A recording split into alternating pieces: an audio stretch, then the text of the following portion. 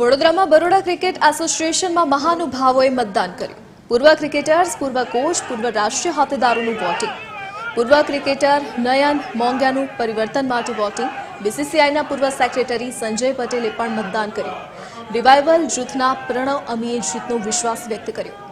ઇરફાન યુસુફના કોચે મહેંદી શેખે કહ્યું કે ક્રિકેટ માટે બધા સાથે.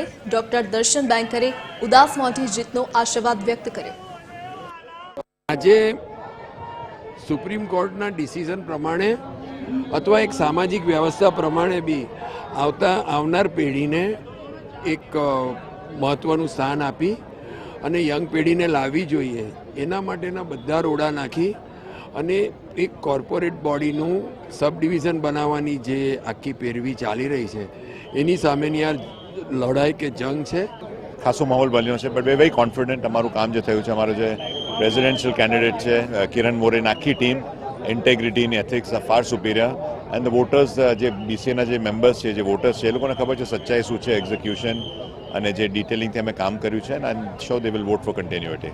भाई ये बड़ौदा के क्रिकेटरों को और बड़ौदा की पब्लिक जो चाहती है दिल से वो काम हो वो जरूरी है और हमें उम्मीद है कि अच्छी टीम अगर आती है वो बड़ौदा के लिए बेहतर रहेगा.